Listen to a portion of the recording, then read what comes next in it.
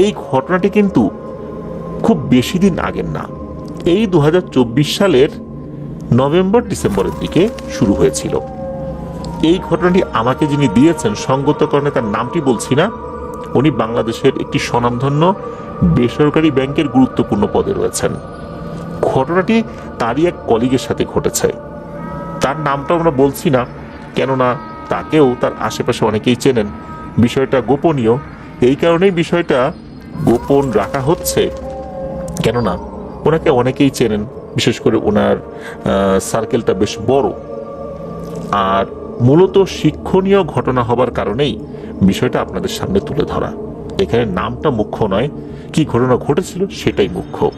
তবে বোঝার সুবিধার্থে একটা ছদ্মনাম দিয়ে দিচ্ছি, তার নাম হচ্ছে শফিক। তো এই শফিক সাহেবও উনি একজন ব্যাংক অফিসার। উনি ওনার দায়িত্ব যথাযথভাবেই পালন করেন, কখনো ফাঁকি দেন না। হয় কি, উনি একদিন অফিস করে বাসায় ফিরেছেন।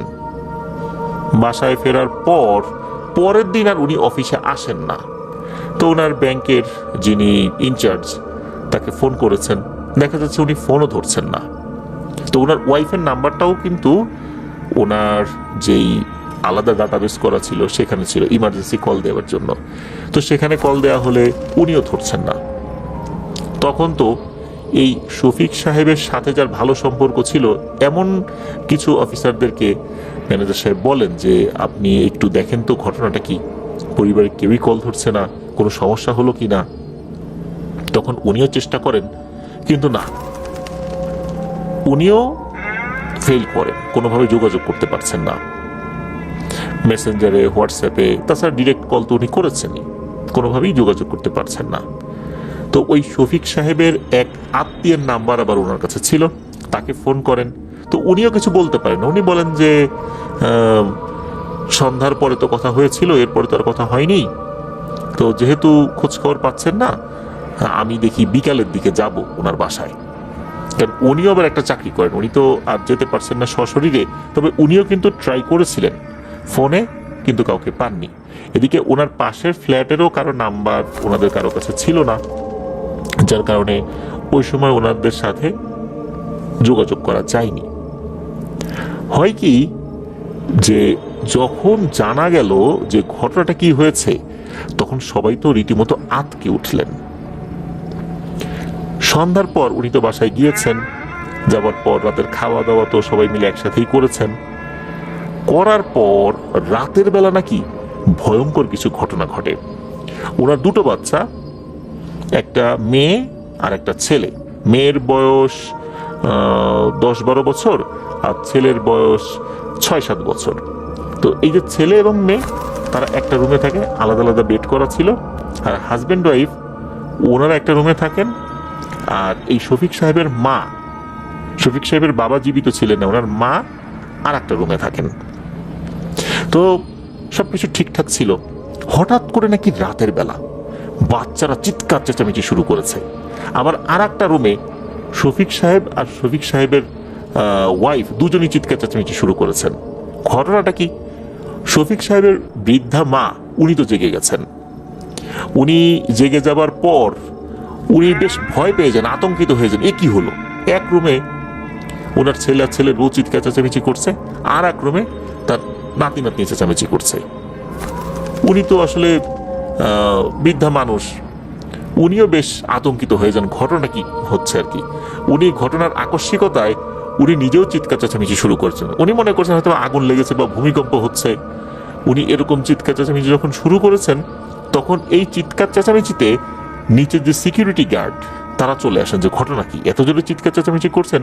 ওনারা যে বিল্ডিংটাতে থাকতেন, এই বিল্ডিং এর 3য় তলাতে থাকতেন, যার কারণে নিচে যে বেসমেন্টটা ছিল, অর্থাৎ গাড়ি পার্কিং করা হয় যেখানে, ওখানে যে সিকিউরিটিরা ছিল তারা রাত জেগে পাহারা দিত। তারা তো এরকম চিৎকার চেঁচামেচি শুনে তারা মনে করছে ডাকাত পড়েছে। কিন্তু ডাকাত আসবে কোত্থেকে বা চোর আসবে কোত্থেকে? চারদিকে তো একদম আটকানো, আর গেটে তারা ডিউটি করছেন। এখন হয়তো বা চোর বা ডাকাত আসলে এই বিল্ডিং এরই হয়তো বা কোনো ফ্ল্যাট থেকে কোন লোকজন এসে চুরিচামারি করতে পারে, ডাকাতি করতে পারে। না হলে ওখানে কোনো আগুন ধরেছে বা এমন কিছু হয়েছে যার কারণে ওরকম তারা চিৎকার চেঁচামেচি করছেন। তো ওনারা উপর দিকে ছুটে যান, যায় দরজা ধাক্কাতে কি করছেন। তো শফিক সাহেবের বৃদ্ধা মা উনি দরজা খুলে দেন। তো সিকিউরিটিরা যখন আসেন তখনও কিন্তু চিৎকার চেঁচামেচি চলছে। এদিকে ওনারা ঢুকে ওই দরজায় ধাক্কাতে থাকেন। ওই বাচ্চা যারা ছিল আর কি দুইজন, এদের দরজা কিন্তু কখনো লক করা থাকতো না। দেখা গেল এদের দরজাটাও ভেতর থেকে লক করা। তো আরেকজন সিকিউরিটি, মানে দুইজন সিকিউরিটি আসছেন। দেখা যাচ্ছে যে এক সিকিউরিটি এই শফিক সাহেবের দরজা ধাক্কাচ্ছেন, আর এক সিকিউরিটি ওই বাচ্চাদের দরজা ধাক্কাচ্ছেন। এরা কিন্তু চিৎকার চেঁচামেচি করেই যাচ্ছে। এদিকে ওনার বৃদ্ধা মা, ওনার আবার হাই প্রেশার, আবার ডায়াবেটিসের পেশেন্ট, ওনার অবস্থা আরো খারাপ হয়ে যায়। তখন আরো লোকজন চলে আসে, পাশের ফ্ল্যাট থেকে লোকজন চলে আসে, কি হয়েছে তখনও বোঝা যাচ্ছে না। অবশেষে দরজা ভেঙে যখন সবাই ঢোকে ভেতরে, তখন দেখা গেল যে ওরা চিৎকার করছে, মানে একজন আরেকজনকে জড়িয়ে ধরেছে। শফিক সাহেব তার ওয়াইফকে জড়িয়ে ধরে রেখেছেন, দুজনই চিৎকার করছেন জড়িয়ে ধরে। ওদিকে দেখা যাচ্ছে যে ওই দুই বাচ্চা, এরা একে অন্যকে জড়িয়ে ধরে চিৎকার চেঁচামেচি করছে। লোকজন যখন আসে তখন তারা সবাইকে আশ্বস্ত করেন যে আপনারা থামেন, বা তোমরা থামো, আমরা চলে আসছি, আল্লাহর রহমতে কোনো ভয় নাই, কি হয়েছে। ওনারা কিছু বলতেই পারছেন না, মানে এমন ভয় পেয়েছেন কিছুই বলতে পারছেন না। এরপর বেশ কিছুটা সময় পর মোটামুটি একটু স্বাভাবিক হয়েছেন। দেখা যাচ্ছে যে ওনারা যে ফ্ল্যাটটাতে থাকতেন, ফ্ল্যাটটা কিন্তু ভাড়া না, ফ্ল্যাটটা কিন্তু ওনাদের নিজেদের কেনা। আর ওখানে যেই ফ্ল্যাটগুলো আছে ম্যাক্সিমামই আসলে ফ্ল্যাটের মালিকরাই থাকেন সেখানে, ভাড়াটিয়া আছে অল্প কিছু। তো অন্যান্য যারা ফ্ল্যাট মালিকরা ছিলেন তারাও চলে আসছেন, ঘটনা কি এত রাত্রে, কিন্তু আসলে ওনারা বলতেই পারছেন না, মানে এমন ভয় পেয়েছেন।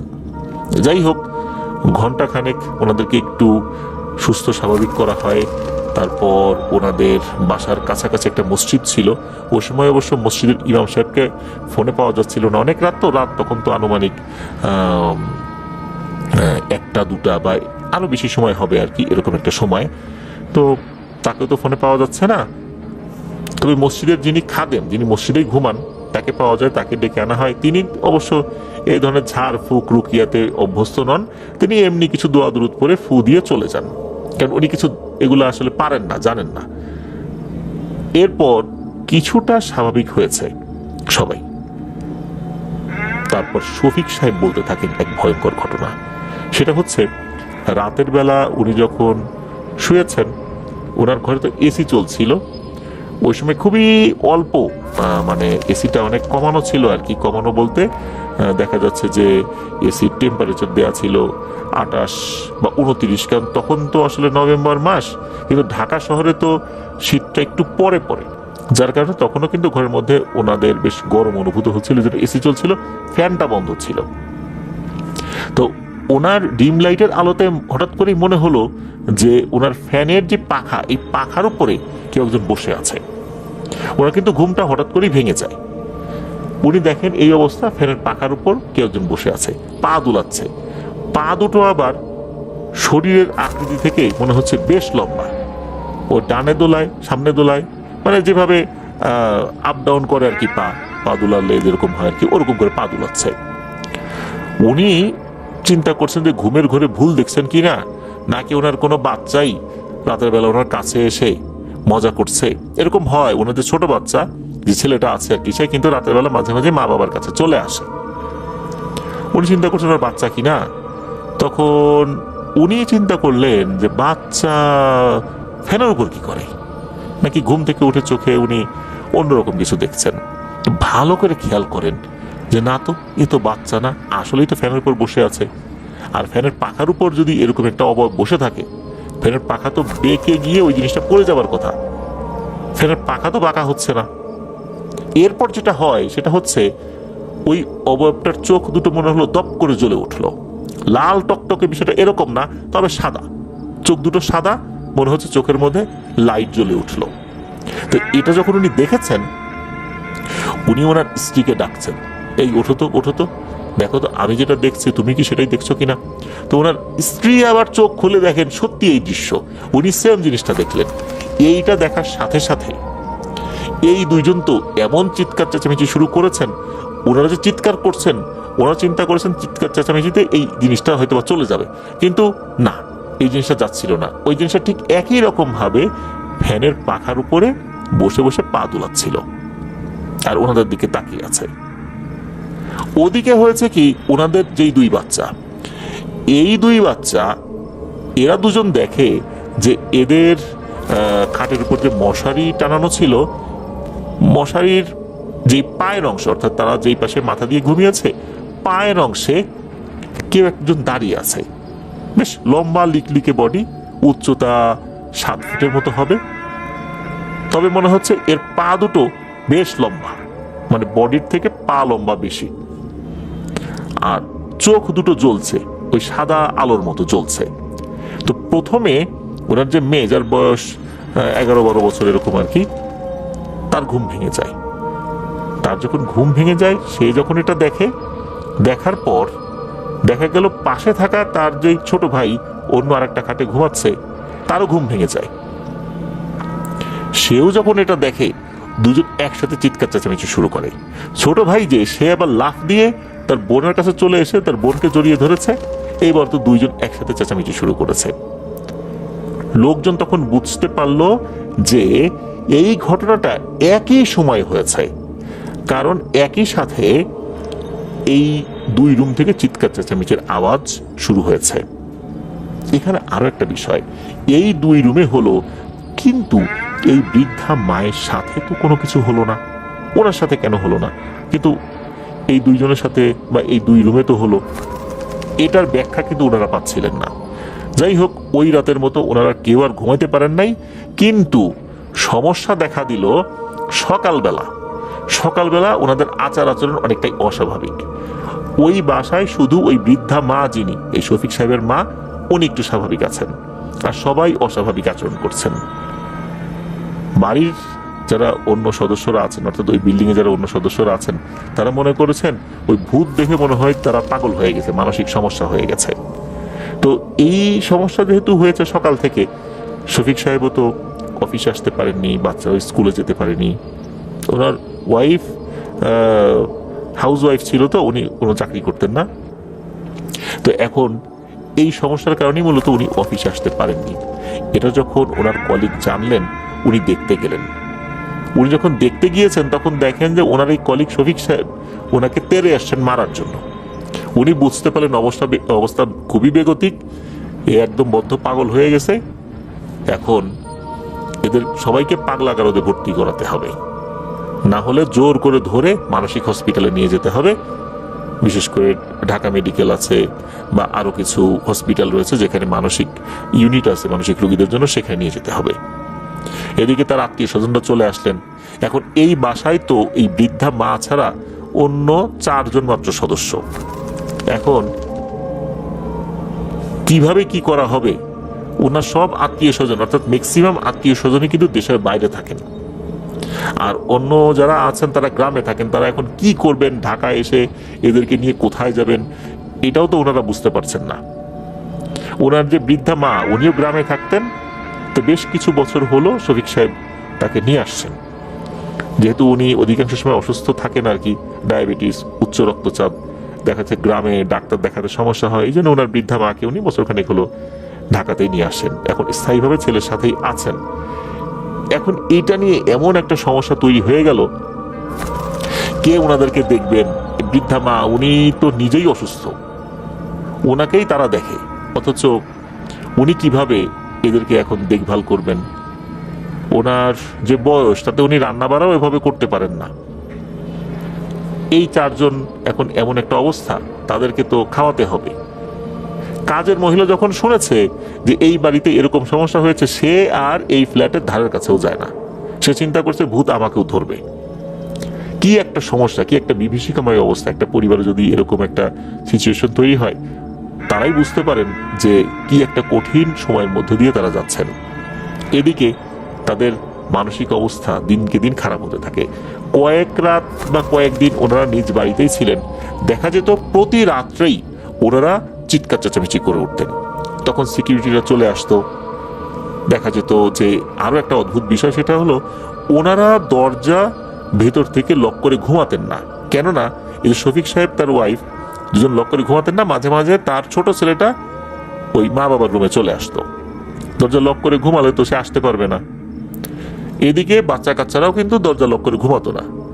রাতের বেলা মশারিটা ঠিকঠাক মতো টানানো হয়েছে কিনা, মশা ঢুকে যাচ্ছে কিনা, মশারি কোনো একটা পাশ খুলে গেছে কিনা, এটা কিন্তু দেখার জন্য মাঝে মাঝেই শফিক সাহেব আর ওনার ওয়াইফ উঠতেন। ওনারা ওনাদের মতো করে উঠে বাচ্চাদেরকে দেখে আসতেন। এই কারণে কিন্তু ওনাদের দরজা লক থাকতো না, আর ওনার মায়ের দরজা লক থাকতো না। বয়স্ক মানুষ, ওনার শারীরিক অবস্থা কি এটা দেখার জন্য যখনই ওয়াশরুমে যাবার জন্য বা অন্য কোনো কারণে রাতের বেলা শফিক সাহেব বা ওনার ওয়াইফ উঠতেন, সাথে সাথে কিন্তু ওই বৃদ্ধা মহিলার রুমে যেতেন, গিয়ে তাকেও দেখে আসতেন কোনো সমস্যা হচ্ছে কিনা। তো এই কারণে দরজা কিন্তু লক থাকতো না। কিন্তু যখনই এরকম চিৎকার চেঁচামেচি শুরু হতো তখনই দরজাটা ভেতর থেকে লক হয়ে যেত। এদিকে বিভিন্ন মানুষজন বিভিন্ন রকমের পরামর্শ দিচ্ছিলেন। এদিকে ওই একই বিল্ডিং এ থাকা একজন ব্যক্তি যিনি প্র্যাকটিসিং মুসলিম ছিলেন বা এখনো আছেন, তো উনি পরামর্শ দিলেন যেহেতু এরকম একটা সমস্যা হচ্ছে, হুজুর কবিরাজ ডাকতে হবে বা তাদের কাছে নিয়ে যেতে হবে। ডাক্তার দেখে খুব একটা লাভ হবে বলে মনে হচ্ছে না, কেননা ওনার তো আগে থেকে কোনো সমস্যা ছিল না, ওনার তো একদম সুখী পরিবার বলতে যেটা বোঝায় সেটা। এখন যেটা করতে হবে সেটা হলো যারা শরিয়া সম্মত রুকিয়া করেন এমন ব্যক্তিদেরকে ডাকতে হবে বা তাদেরকে খুঁজে বের করে তাদের কাছে নিয়ে যেতে হবে। এমন ব্যক্তিদেরকে এখন কোথায় পাবেন? তখন চিন্তা করেন ফেসবুকে একটু সার্চ দিই। ফেসবুকে সার্চ দিয়ে দেখতে পেলেন যে বেশ কিছু রুকিয়া সেন্টারের পেজ রয়েছে, গ্রুপ রয়েছে। তো সেখানে বেশ কিছু বিজ্ঞাপন দেখলেন। সেখানে দেখলেন যে রুগীর উপর জিন হাজির করা হচ্ছে, জিন গড় করে সব বলে দিচ্ছে কি সমস্যা, কি আশয় বিষয়। আবার দেখা যাচ্ছে কোনো হুজুর জিনকে তো জবাই দিয়ে ফেলছেন, সেই দৃশ্য আবার তারা ভিডিও করে আপলোড করেছেন। তো চিন্তা করা হলো যে এই হুজুররা তো বেশ ভালো পারদর্শী, তো ওনাদের কাছে এনাদেরকে নিয়ে যাওয়া যেতে পারে বা ওনাদেরকে ডাকা যেতে পারে, যেহেতু ওনাদেরকে আসলে একসাথে 4 জনকে নিয়ে যাওয়া তো খুব কঠিন ব্যাপার। এই জন্য তাদের সাথে ওই ব্যক্তি যোগাযোগ করলেন। তো দেখা গেল যে একজনকে প্রথমে নিয়ে আসা হলো। উনি যখন আসলেন, আসার পর উনি ওনার মতো করে রুকিয়া শুরু করেছেন। তো দেখা গিয়েছে কি ওই যে ওনার যে ছোট মেয়ে যার বয়স হচ্ছে 11-12 বছর আর কি। ছোট বলছি এই কারণে বাচ্চা কাচ্চাদের মধ্যে কিন্তু সে প্রথম বা বড়, কিন্তু বয়সের দিক থেকে সে ছোট। তো তাকে রুকিয়া শুরু করছেন। রুকিয়া করতে করতে হঠাৎ করে দেখা গেল তার শরীরটা ঝাঁকি দিয়ে উঠেছে, তার মানে হচ্ছে তার শরীরে জিন হাজির হয়েছে। এরপর উনি জিনকে প্রশ্ন করছেন যে এই তোরা কয়জন? তখন ওরা বলতেছে আমরা একজনই আসছি। কেন আসছিস? বলে যে আমাদেরকে চালান করা হয়েছে। তো চালান করা হয়েছে, কে চালান করছে? বলে যে এই লোকের ভাবি চালান করছে। বলে তাই নাকি? এই লোকের ভাবি চালান করছে, তো কি করলে যাবি? বলে যাব না। তখন এই লোকটা কি করছে, ওই যে বিসমিল্লাহ আল্লাহু আকবার বলে যে গলার উপর ছুরি চালানোর মতো একটা অভিনয় করে না অনেকেই, তো ওইভাবে উনি করেছেন। দেখা গেল যে ওই মেয়েটা ছটফট করছে, একটু পরে স্বাভাবিক হয়ে গেছে। তখন ওই হুজুর বলতেছেন যে এখন আর কোনো সমস্যা নাই, চালান করা হয়েছিল, তার ভাবেই করছিল, ঠিক হয়ে গেছে। তো দেখা গেল যে ঠিক যে হয়ে গেছে, ওই যে শফিক সাহেব আর ওনার স্ত্রীর আচার আচরণে কিন্তু তেমন কোনো পরিবর্তন দেখা যাচ্ছে না। কি ঠিক হলো? এখন যেহেতু উনি আসছেন কষ্ট করে, এদিকে তার একটা হাদিয়ার ব্যাপার আছে। যেই ব্যক্তি উনি ফোন করে এনেছিলেন উনি তো এখন এই পরিবারের এই অবস্থায় কিছু বলতে পারছিল টাকা পয়সার কথা। উনি জিজ্ঞেস করলেন যে আপনাকে কত টাকা দিতে হবে? তো উনি বলছেন যে আমার প্রতি সেশন হচ্ছে 6,000 টাকা। যেহেতু আমি এই পর্যন্ত আসছি, আমার বাসায় 6,000 টাকা এই পর্যন্ত আসছি, এই জন্য এর সাথে আমার গাড়ি ভাড়া আবার কিছু নাস্তা পানির খরচ অ্যাড হবে, সব মিলিয়ে উনাকে 8,000 টাকা দিয়ে দেওয়া হলো। তো উনি চলে গেলেন। উনি চলে যাওয়ার পর ওই রাতে সেম ঘটনা আবার ঘটছে। এদিকে হয়েছে কি, চারদিকে রটে গেল যে ওনার ভাবি এই কাজ করেছে, ভাবি জিন চালান করেছে। ওনার ভাবি কিন্তু মানে ওনার যে ভাই, এই ভাই থাকতেন হচ্ছে কানাডাতে। তো কানাডাতে থাকা তার ভাইয়ের যিনি স্ত্রী, উনিও খুব উচ্চ শিক্ষিত একজন ভদ্র মহিলা, তাদেরও 3-4 জন সন্তান রয়েছে। তো যখন খবর চলে গেছে এরকম জিন এসে বলছে যে ওই ভাবি করছে, তার ভাইয়ের বউ করছে। এই দৃশ্য আবার একজন ভিডিও করছেন, তিনি আবার কোনোভাবে হোয়াটসঅ্যাপে এই ভিডিওটা তাদেরকে পাঠিয়ে দিয়েছেন। যখনই ওই ভাবি শুনেছেন যে ওনার নাম বলেছে, উনি মনে এতটা কষ্ট পেয়েছেন, উনি ওই দিনই এটা শোনার পর পর স্ট্রোক করেন। স্ট্রোক করার পর ওনার শরীরের একটা সাইড পড়ে যায়, উনি এখনো অসুস্থ অবস্থাতেই রয়েছেন। যাই হোক, এই তো গেল একটা বিষয়, কোন সমাধান হলো না। ওই রাতে আবার এই সমস্যা তৈরি হলো। এরপর দেখা গেল আর একজন রাকিকে নিয়ে আসা হলো, উনিও একই রকম ভাবে ঝাড়ফুঁক করলেন। এরপরে উনি জিন হাজির করার চেষ্টা করলেন। তারপর বললেন যে কে করেছে, তার গ্রাম সম্পর্কের একজন লোক করছে। তো সেই লোকের নামও আবার বলে দিল। এই তো শুরু হয়ে গেল যে ওই লোক এদের উপর জাদুটোনা করেছে। শহরে থাকে, ফ্ল্যাট বাসায় থাকে, তাদের আয় উন্নতি ভালো, এই জন্য সহ্য করতে পারে নাই, জাদুটোনা করছে। যখন ওই পরিবারে এই কথা গেল, ওই লোক তো আকাশ থেকে পড়ছে, আমি কেন জাদুটোনা করব, আমার কি দরকার আছে। ওই পরিবারেও অশান্তি শুরু হয়ে গেল। এইভাবে যখনই কোনো হুজুরকে নিয়ে আসা হয়, মোটা অঙ্কের হাদিয়া তারা নিয়ে যান। তারপর জিনদেরকে ডেকে জিনদেরকে জিজ্ঞেস করে যে কে করছে, কে চালান করছে। প্রত্যেকে কিন্তু বলে যে এদের উপর কালো জাদু করা হয়েছে আর চালান করা হয়েছে। একজন বলে তার ভাবির নাম, আর একজন বলে তার গ্রামের আর একজন ব্যক্তির নাম। এইভাবে মানে এক এক সময় এক একজন এক এক কথা বলে। ওই পরিবারে এক এক সময় এক একজনের নাম বলার কারণে মানে এমন এক অশান্তি শুরু হয়েছে। এদিকে ওনাদেরও তো মানসিক অবস্থা খুব খারাপ। দিনের ভিতরে কিছু কিছু সময় ওনারা ভালো থাকেন, এরপর ওনাদের মানসিক অবস্থা পাগলের মতো হয়ে যায়। আর এই বৃদ্ধা মহিলা, উনি যে কি করবেন উনি নিজেই বুঝতে পারছেন যে আমি কোথায় যাব, কি করব, কার কাছে যাব। সবাই তো এখন ধান্দাবাজি শুরু করছে। পুরো পরিবারের মধ্যে একটা বিশাল অশান্তি লাগিয়ে দিয়েছে এই হুজুররা এসে। এক একজন এক এক কথা বলে। সবাই যদি এক কথা বলতো তার একটা কথা ছিল, এক একজন এক এক কথা বলে। এদিকে হয় কি, এই যে যিনি ব্যক্তি শফিক সাহেব, ওনার যে ভাই কানাডাতে থাকেন, উনি ওনার স্ত্রীর এই অসুস্থতা দেখে খুব ভেঙে পড়েন। কেননা ওনার ভাই এবং ভাবি, অর্থাৎ এই শফিক সাহেবের ভাই এবং ভাবি পরিবার সহ কিন্তু বড় হজ করে আসছেন। যেটা জিলহজ মাসে সৌদি আরবে যেটা হয়, আমরা যেটাকে বড় হজ বলি, এটা করে আসছেন। ওনারা এই কাজ করবেন এটা তো আসলে কারোরই বিশ্বাসই ছিল না। এদিকে হয় কি, এই যে কানাডাতে থাকা ওনার যেই ভাই, এই ভাইয়ের একটা ট্যুর পড়ে যায়, অফিসিয়াল ট্যুর। তাকে মিশরের কায়রোতে যেতে হবে। তো উনি কায়রোতে গিয়েছেন, যাবার পর ওখানে সপ্তাহখানেক ছিলেন। ওইখানে ঘটে যায় একটা ঘটনা। সেটা হচ্ছে, উনি যখন কায়রোতে গিয়েছেন, কায়রোতে গেলে দেখা যাচ্ছে যে অনেক পুরাকীর্তি রয়েছে, সেই মিশরীয় যে সমস্ত স্থাপত্যগুলো সেই প্রাচীনকালের সেগুলো রয়েছে। তো উনি ওখানে যাবার পর বেশ কিছু মানুষের সাথে পরিচয় হন। তো দেখা যাচ্ছে যে ওখানকার লোকজন অনেকেই তো আর ইংরেজি বোঝে না। তো ওখানে ওনাদের যে গাইড ছিল, তাকে কি মনে করে বললেন যে আচ্ছা আপনাদের এখানে কি ভালো কোনো রাকি আছেন, ভালো ঝাড়ফুঁক করতে পারেন এমন কোনো রাকি আছেন? তখন গাইড বলছেন যে আসলে এটা তো আমাদের কাজের মধ্যে পড়ে না, তারপরও আমার পরিচিত একজন আছেন, তবে উনি তো আসলে খুব নিভৃতচারী, মসজিদের ইমাম, উনি কারোর সাথে তেমন একটা কথা বলেন না, আমার পরিচিত। তবে কায়রো থেকে আরো ভেতর দিকে যেতে হবে, একটু গ্রাম সাইডে আর কি, সেখানে গেলে তাকে পাওয়া যেতে পারে। তার কোনো মোবাইল ফোনও নাই, উনি কোনো মোবাইল ফোনও ইউজ করেন না, বয়স তার 80-র উপরে। তো বললেন যে ঠিক আছে আমি যাব। তার কাছে গেলেন, অত্যন্ত সমাদর করলেন। এখন ওই যে যিনি ইমাম, উনি তো আর ইংরেজি বোঝেন না, যার কারণে এই যে গাইড হচ্ছে অনুবাদ করে দিচ্ছেন। ইমাম সাহেব কি বলছেন সেটা এই শফিক সাহেবের ভাইকে বলছেন, আর শফিক সাহেবের ভাই কি বলছেন সেটা আবার ইমাম সাহেবকে উনি ওই মিশরীয় যেই ল্যাঙ্গুয়েজ, যে আরবি ল্যাঙ্গুয়েজ, ওখানে কিন্তু আরবির যেই আঞ্চলিক যে ভাষা আর কি, আঞ্চলিকতা তো সব দেশেই আছে, আরবির মধ্যেও আছে। তো মিশরীয় আরবিগুলো একটু অন্যরকম আর কি। তো উনি তো ওভাবে আর কি বুঝিয়ে দিচ্ছেন আর কি গাইড।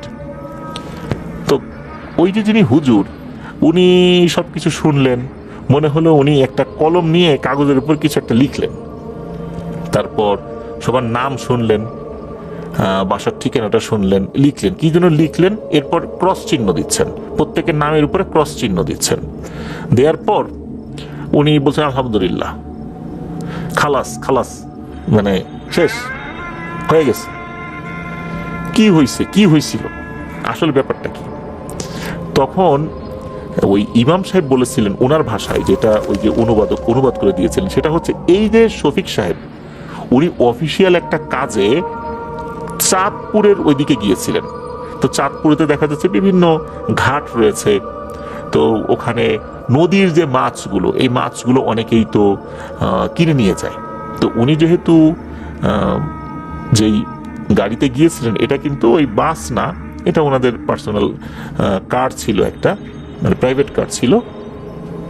তো উনি কি করেছেন, ওই হাটে গিয়েছেন যখন, তখন মাত্র একটা নৌকা আসছে কিছু মাছ নিয়ে, মানে ওই নৌকা কিন্তু মাছ নিয়ে আসছে, তখনও ওই মাছগুলো হাটে ওঠেনি, নৌকা থেকে তখনও নামাই নাই। তো উনি চিন্তা করছেন যে মাছই তো মাত্রই ধরে নিয়ে আসছে, নদীর মাছই হবে, এখান থেকে কিছু মাছ কিনি, কি মাছ আছে। তখন ওই যিনি জেলে বা মাঝি, উনি বলতেছেন যে মাছ বেশ কিছু আছে, আমার কাছে নদীর একটা বড় পাঙাশ আছে। তখন শফিক সাহেব বলেন ঠিক আছে, দেখি তো পাঙাশটা। তো উনি পাঙাশটা দেখে খুব পছন্দ করলেন, দামাদামি করে পাঙাশটা নিয়ে নিলেন। ওই পাঙাশটা নিয়ে উনি বাসায় এসেছিলেন। বাসায় আসার পর এই পাঙাশটা উনি আসলে ফ্রিজিং করার আগেই রান্না করতে বলেছিলেন, যে ফ্রিজিং করলে, অর্থাৎ ফ্রিজে রাখলে তো অরিজিনাল স্বাদটা ওভাবে পাওয়া যায় না, তো এটা রান্না করো। তো ওনার ওয়াইফ এটা রান্না করেছিলেন। এদিকে হয়েছে কি, ওনার বাসায় ফিরতে ফিরতে দেরি হয়ে গেছে, ওনার মা তো অসুস্থ মানুষ, উনি বেশ আর্লি খাওয়া দাওয়া করেন। তারপর আবার ডায়াবেটিসের পেশেন্ট, আবার হাই প্রেশারও রয়েছে, উনি যে খাবারগুলো খান এগুলো আবার আলাদা খাবার, যার কারণে উনি এই মাছ, তারপরে অনেক মাংস উনি আসলে ওভাবে খেতে পারেন না, ওনার খাবারটা আলাদা, উনি খাওয়া দাওয়া করে শুয়ে পড়েছিলেন। তো রাতের বেলা যে খাবারটা রান্না হয়েছিল উনি এটা খান নাই, যদিও বা উনি উঠেছিলেন, উনি বেড়ে দিয়েছিলেন, কিন্তু উনি আর খাননি। ওই খাবারটা যখন রাতের বেলা তারা সবাই খেয়েছে, তখনই ঘটেছে একটা ভয়ঙ্কর ঘটনা। কেননা এই যে পাঙাশ মাছটা, এই পাঙাশ মাছটা একটা জাদুর মাছ। জাদুর মাছ বলতে এই পাঙাশ মাছের সাথে একটা জিনকে যুক্ত করে দেওয়া হয়েছিল। এমন ভাবে যুক্ত করে দেওয়া হয়েছে, এই পাঙাশ মাছটা মূলত আর একজন জেলেকে জাদু করার জন্য পাঠানো হয়েছিল, চালান করা হয়েছিল। এই মাছটা ওই জেলের কাছেই যাবে, ওই জেলেটা ধরবে, সে এটা খেতে পারবে না। খেতে পারবে না বলতে সে দেখা যাচ্ছে যে সে নিজে খাবে না, কিন্তু তার পরিবারকে খাওয়াবে। মানে এমন একটা সিচুয়েশন তৈরি হবে, সে নিজে কোনো একটা কারণে খাবে না, তার পরিবারকে খাওয়াবে। আর তখন তার পরিবারকে ওই জিনটা শেষ করে দেবে, এমন ভাবে চালান করা হয়েছিল।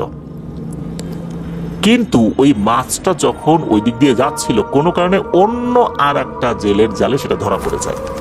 আর মাছটাকে আসলে এমন ভাবে চালান করা হয়েছে যে ওই মাছটা আসলে যেই খাবে তার উপরই এই জিনটা তার ওই হুকুমটা বাস্তবায়ন করবে। এখন ওই মাছটা আর একজন জেলের জালে ধরা পড়ে গেছে। ওই মাছটা উনি কিনেছেন, ওইটা কিনে উনি বাসায় নিয়ে আসছেন। যখন পরিবারের 4 জন সদস্য এই মাছ খেয়েছেন, তখন ওই রাতের বেলা ওই জিনটা এদের উপর সওয়ার হয়েছে। মানে ওই জিনের উপর এমন হুকুম লাগানো হয়েছে যে এই মাছটা যেই খাবে তার উপর তোমার হুকুম শুরু হয়ে যাবে। তোমাকে যে হুকুম দেওয়া হয়েছে, এদেরকে পাগল বানায় মেরে ফেলবা। এ তো এই কাজ করছে। এখন এর থেকে মুক্তির উপায় কি? ওই যে জাদুটা, ওই জাদুটা যদি কেটে যায় তাহলে ওই জিনটাও মুক্ত হয়ে যাবে, সে তার মতো চলে যাবে। তার আর কোনো কাজ নাই, তাকে মারতেও হবে না, কিছুই করতে হবে না।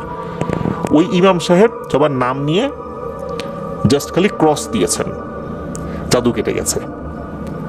তখন নাকি ইমাম সাহেব ওনার যে ভাষা, এই ভাষায় আবার ওই গাইডকে বলছেন যে ওনার সাথে তো ফোন আছে, ওনার ওই আত্মীয়কে ফোন দিতে বলেন, শোনেন তো কি অবস্থা।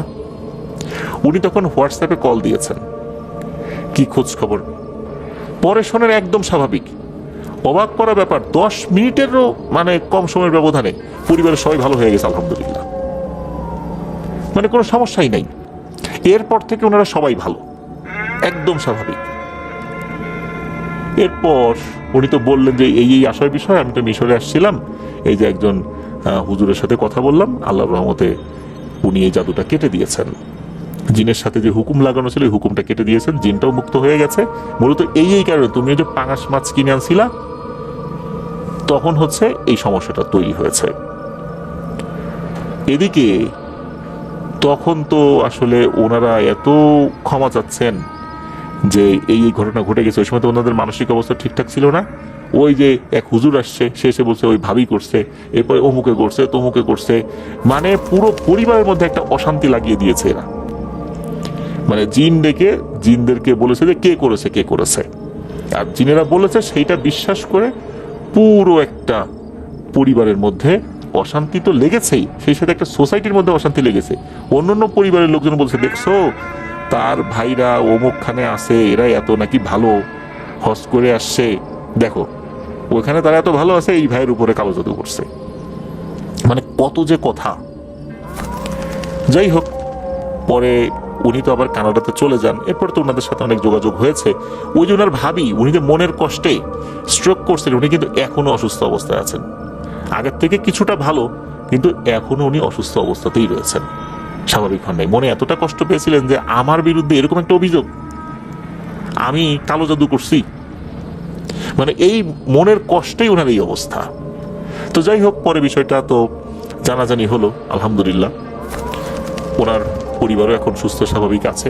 তবে মাঝখানে বেশ কিছুদিন প্রচন্ড রকমের অশান্তি, অসুস্থতা সবকিছু ওনাদেরকে জেঁকে বসেছিল, ভয়।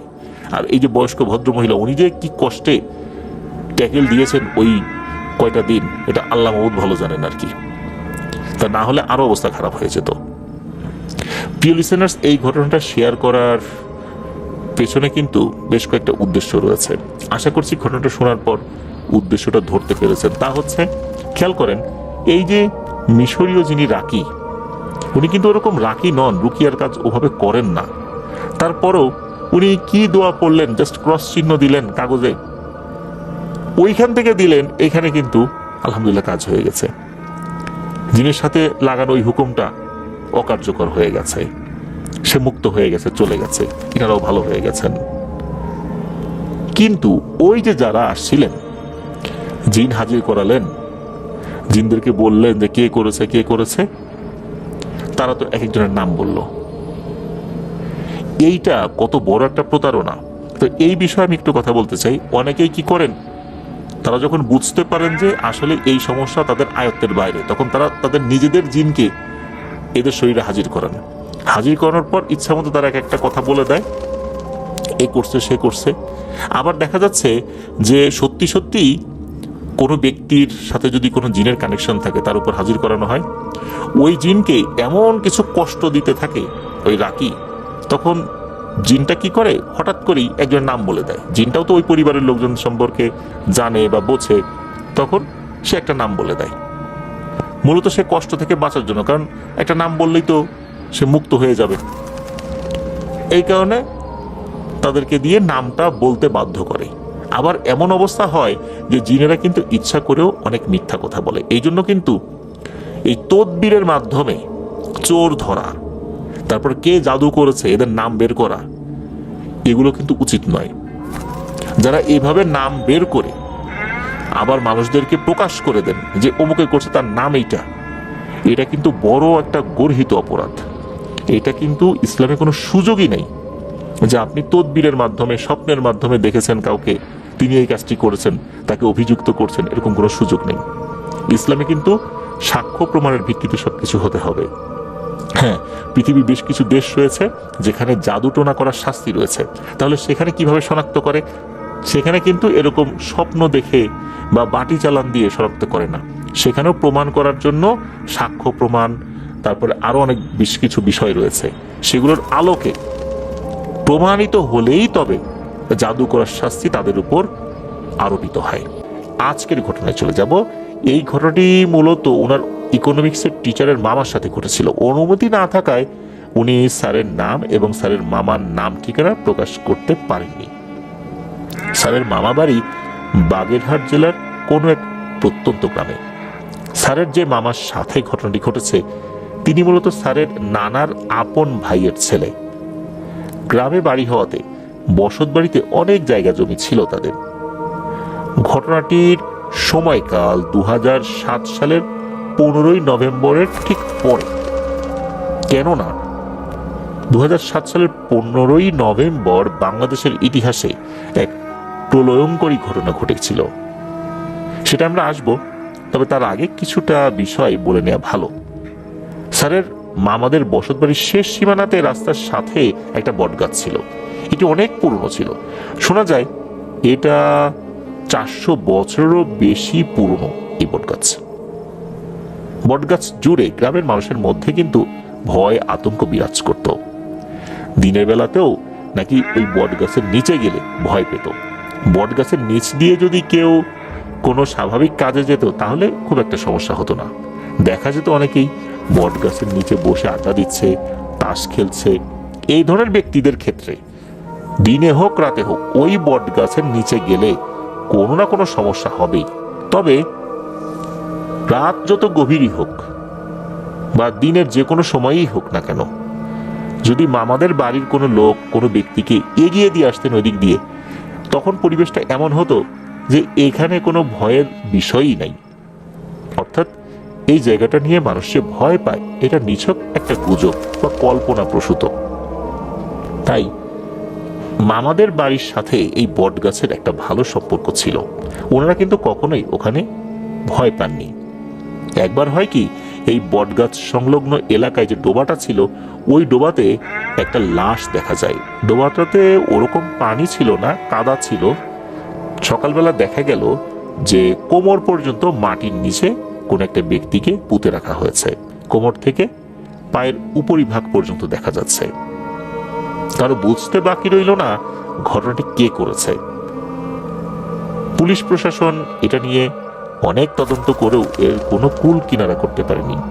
কেননা যিনি মারা গেছেন তার পরিবারও কাউকে দোষারোপ করার জন্য যে ধরনের একটা পদক্ষেপ নেবেন, অর্থাৎ সন্দেহ করে কারো নাম বলবেন, এমনটাও আসলে ওনারা করেননি। কেননা তারাও বুঝেছিলেন যে এটা কোনো মানুষে করেনি। এখানেই ঘটেছে একটা ব্যাপার, সেটা হচ্ছে যে বহু মানুষ ওখানে ভয় পেলেও কেউ বিনা কারণে বড় ধরনের ক্ষতির মুখোমুখি হয়েছে এমনটা কিন্তু আসলে শোনা যেত না। তাহলে এই লোকটা কেন মারা গেল এটা কিন্তু অজানাই রয়ে গেল। তবে মানুষজন কিছু একটা বুঝতে পেরেছিলেন, লোকটা এখানে এসেছিল কোনো ভালো উদ্দেশ্যে নিশ্চয়ই আসেনি। তবে উনি কোন উদ্দেশ্যে এসেছিলেন সেটা তো আর জানা যায়নি। যাই হোক, এভাবেই দীর্ঘদিন চলতে থাকে। মানুষের মধ্যে আতঙ্ক তো ছিলই, তবে ভালো মানুষের মধ্যে কিন্তু এটা নিয়ে আতঙ্ক ওরকম ছিল না বললেই চলে। 2007 সালের 15ই নভেম্বর বাংলাদেশের ইতিহাসে এক প্রলয়ঙ্করী ঘটনা ঘটে যায়। কেননা ওই দিন সিডর হয়েছিল। এই সিডরে বাংলাদেশের বিস্তীর্ণ এলাকা একদম লন্ডভন্ড হয়ে গিয়েছিল, বিশেষ করে বাংলাদেশের দক্ষিণাঞ্চল। যেহেতু ওই এরিয়াটা বাংলাদেশের দক্ষিণাঞ্চলের মধ্যেই পড়ে, এমন ঝড় হয়েছিল সেই ঝড়ে এই পুরনো বটগাছটি শেকড় সহ উপড়ে যায়। ওটা ওভাবেই পড়েছিল বেশ কয়েকদিন। এই যে মামা, ওনাদের আবার মাছের ঘের ছিল। আমরা জানি খুলনা, বাগেরহাট এই অঞ্চলে কিন্তু অনেক মাছের ঘের রয়েছে। স্পেশালি বাগদা চিংড়ি, গলদা চিংড়ি এগুলোর ঘের তো অসংখ্য রয়েছে। ওই জায়গাটা এই ধরনের মাছ চাষের জন্য বেশ উপযোগী। তো স্যারের মামার তো একটা ঘের ছিল, ঘেরের হিসাব নিকাশ তো প্রতিনিয়তই করতে হতো আর কি। উনি একদিন ফজরের নামাজ পড়ে ওই ঘেরের একটা আলাদা ঘর আছে, ওই ঘরে বসে হিসাব নিকাশ করছিলেন। ওই ঘরে তো রাতের বেলাও মানুষ ঘুমায়, ওখানে খাতাপত্রও থাকে। তো উনি ওখানে যখন খাতাপত্র নিয়ে বসছেন একটু হেলান দিয়ে কাগজে হিসাব নিকাশ করছেন। ওনার কাছে মনে হলো রাজ্যের ঘুম ওনার চোখে নেমে আসছে। এমন ঘুম, উনি খাতাপত্র একপাশে রেখে শুয়ে পড়েছেন। কারণ উনি তো বিছানার উপরেই ছিলেন আর কি, ওই টংঘরের। উনি যখন শুয়ে পড়েছেন তখন ওনার কাছে মনে হলো যে 40 থেকে 50 জন লোক হুড়মুড় করে ওনার ওই ঘরে ঢুকে পড়েছে। প্রত্যেকের উচ্চতা মোটামুটি 6 ফুটের কাছাকাছি। একদম আকাশ সমান উচ্চতা, বিষয়টা এরকম না। প্রত্যেকের পরনে জুব্বা রয়েছে, মাথায় পাগড়ি রয়েছে, হাতে তসবিও রয়েছে। সবার দাড়ি যে সাদা, বিষয়টা এরকম না, তবে সাদা দাড়িওয়ালা লোক সেখানে ছিল। তবে এর মধ্যে একজন বেশ মুরব্বী গোছের লোক ছিলেন। মামার কাছে মনে হচ্ছিল এই লোকগুলো কিঞ্চিত ঝুঁকে পড়ে ওনাকে ভালো করে দেখার চেষ্টা করছে, কিছু একটা বোঝার চেষ্টা করছে। এক পর্যায়ে মুরব্বী গোছের লোকটি সামনে এগিয়ে আসলেন, এগিয়ে এসে মামাকে সালাম দিলেন। এরপর বলতে থাকেন, আমরা তোদের ওই বট গাছে থাকতাম প্রায় 400 বছর যাবৎ। তোদের তো আমরা কখনো ক্ষতি করিনি, তোরাও করিসনি। তোদের পূর্বপুরুষরাও অনেক ভালো মানুষ ছিলেন, তারাও কখনো আমাদেরকে তাড়ানোর চেষ্টাও করেনি। এখন আল্লাহর ইচ্ছা হয়েছে, ঝড়ে গাছটি ভেঙে পড়েছে, আমাদের বসতি নষ্ট হয়ে গেছে। এখন আমরা বেশ সমস্যার মধ্যেই আছি। তোর তো অনেক জায়গা জমি, যদি আমাদের থাকার মতো বিলের দিকে তোদের জায়গা থেকে একটু জায়গা দিতি। তবে এটা আমরা জোর করব না, তোদের ইচ্ছার উপর। তোদের যদি অসুবিধা না হয়, তোরা যদি না চাস, আমরা থাকবো না, আমরা এখান থেকে চিরতরে চলে যাব। এই বিষয়টা কিন্তু মামা ঘুমের মধ্যে দেখছেন। এই কথা শুনে মামা কিছুটা বিচলিত হয়ে পড়েন। তবে মামা ছিলেন যথেষ্ট বুদ্ধিমান। উনি একটু ভেবে বলেন যে, দেখুন, আমার দাদার সম্পত্তি ছিল 50 বিঘা।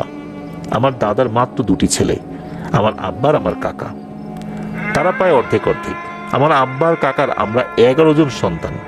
আমার দাদার সম্পত্তি থাকলেও আমাদের ভেতরে বর্তমানে এগুলো ভাগাভাগি হয়ে যাওয়ার কারণ, আর আমরা নিজেরা কোনো সম্পত্তি না করার কারণে আমাদের ভাগে আসলে অনেক সম্পত্তি কমে গেছে।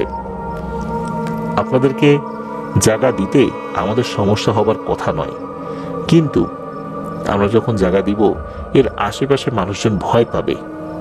তখন দেখা যাবে এই জায়গা না আমরা কারো কাছে বিক্রি করতে পারবো, না আমরা ব্যবহার করতে পারবো। যেহেতু আপনারা ওখানে থাকেন, আপনাদেরকে জিনিসটা দিয়ে দেওয়া হয়েছে, দেখা যাবে এটা নিয়ে বেশ কিছু সমস্যাও আমরা পড়তে পারি। তাই আপনাদের যদি আপত্তি না থাকে, আপনারা অন্য কোথাও চলে যান, আমরা আমাদের জায়গাটাতে থাকি। এই কথা শোনার পর ওই মুরব্বী কিছুটা থমকে গেলেন। আশেপাশে যারা ছিলেন তারা সবাই ওই মুরব্বীর দিকে তাকালেন, তার সিদ্ধান্তের অপেক্ষায়। মনে হচ্ছিল তারা এই কথাটা শোনার জন্য প্রস্তুত ছিলেন না। তারা আশা করেছিলেন, এত বছর যেহেতু এখানে ছিলেন, এই জায়গার প্রতি তাদের একটা মায়া পড়ে গেছে, আর এই পরিবারেরও তারা অনেক উপকার করেছেন, তারা থাকতে দিবেন, এটাই তারা আশা করেছিলেন। কিন্তু এই কথা শোনার পর তারা রীতিমতো শকড হন, অর্থাৎ মনে কষ্ট পান। তবুও তাদের আমিরের কথা, তিনি কি বলেন তার মুখের দিকে তাকান। তিনি কিছুক্ষণ চুপ থেকে বলেন, ঠিক আছে, তোরা যেটা চাস, আমরা তো এখানে জোর করতে পারবো না, এই অধিকার আল্লাহ আমাদেরকে দেননি। তোরা যেটা চাস সেটাই হবে, আমরা এখান থেকে চলে যাচ্ছি। ওই সময় নাকি এই 40-50 জন যারা ওই ঘরের মধ্যে ছিলেন, ছোট্ট একটা ঘর তো, সেখানে 40-50 জন যদি দাঁড়ায়, এত বড় বড় লম্বা মানুষ, ঘরের মধ্যে একটা গুমোট আবহাওয়া সৃষ্টি হয়। সবার শ্বাস প্রশ্বাসের জোরে জোরে যে শব্দটা হচ্ছিল, সেটাও কিন্তু মামা শুনতে পাচ্ছিলেন। এরপর লোকজন একে একে বেরিয়ে যায়, এরপর ঘরটা স্বাভাবিক হয়ে যায়, আর তারপর ওনার ঘুম ভেঙে যায়। উনি ঘুম থেকে উঠে পড়েন। উনি বুঝতে পারেন এটা নিছক কোনো স্বপ্ন ছিল না, এটা ছিল তার জন্য গভীর একটা বার্তা। উনি সিদ্ধান্ত জানিয়ে দিয়েছেন। এরপরই ঘটে এক অদ্ভুত ঘটনা। তা হচ্ছে, এই যে বটগাছ, যে বটগাছটাতে দিনের বেলাতেই লোকজন যেতে ভয় পেত, ওই পথে আর কোনো ভয় নেই। কি দিন কি রাত সবসময় লোকজন চলাফেরা করতে পারে। এখনো সেখানে অনেক মানুষই চলাচল করছেন। এই ঘটনার পর অবশ্য মামা তাৎক্ষণিকভাবে বাড়ির লোকদেরকে বলেননি, পরবর্তীতে উনি বিষয়টা শেয়ার করেছিলেন। তো এইভাবেই বিষয়টা জানাজানি হয়ে যায়, সামনে চলে আসে। প্রিয় লিসেনার্স, আমরা বিভিন্ন ঘটনায় শুনতে পাই যে হঠাৎ করে কোনো বাড়ি পরিত্যক্ত হয়ে গেছে, হঠাৎ করে কোনো জায়গা পরিত্যক্ত হয়ে গেছে, হঠাৎ করে কোনো পুকুর বা নদীর কোনো একটা অংশ ভয়ঙ্কর হয়ে গেছে, সেখানে মানুষ মারা যাচ্ছে। মূলত এখানে জিনেদের কোনো গোত্র এসে বসতি গাড়ে, তখন এই ধরনের সমস্যার সৃষ্টি হয়। তবে এই ঘটনার মধ্যে এটা আমরা জানতে পারলাম যে এদের মধ্যে সবাই কিন্তু অনুমতি ছাড়া যে বসতি স্থাপন করে তা না, অনুমতি না পেলে তারা সেখানে থাকে না। এই ঘটনাটা তার একটা প্রমাণ। জিনেদের মধ্যেও অনেক ভালো আছে, তারা পরিপূর্ণভাবে শরিয়া মেনে চলেন, মানুষের কোনো কষ্ট দিতে চান না। তবে তাদের নিরাপত্তার খাতিরে যদি এমন কিছু হয় যেটা তাদের প্রাণহানির কারণ হতে পারে, তাহলে তারা তাদের প্রতিরোধ গড়ে তুলবেনই। হতে পারে যিনি মারা গেছেন উনি তান্ত্রিক গোছেরও কেউ হতে পারেন, যে ওখানে থাকা শক্তিশালী জিনেদের কোনো একটাকে বন্দি করার জন্য এসেছিলেন, তাদেরকে দিয়ে কাজ করাবেন। এরকম এরকম অনেক ঘটনা ঘটে। কোনো তান্ত্রিক বা কবিরাজ যদি বুঝতে পারে যে কোনো একজন ব্যক্তির সাথে জিনের সম্পর্ক রয়েছে, তাহলে সেই জিনকে বন্দি করার জন্য তাদের কলা কৌশল কিন্তু থেমে থাকে না। এটা অনেক কিছুই আমরা অনুমান করতে পারি মাত্র, তবে অ্যাকচুয়ালি কি হয়েছে এটা আসলে আমরা জানি না। যেহেতু ওই লোকটা মারাই গেছেন, তাই এই বিষয়টা আর জানা যায়নি। ঘটনাটা এই পর্যন্তই। প্রিয় লিসেনার্স, এই ঘটনাটি আমি যখন সংগ্রহ করি তখন 2023 সালের আগস্ট মাস এমনই হবে।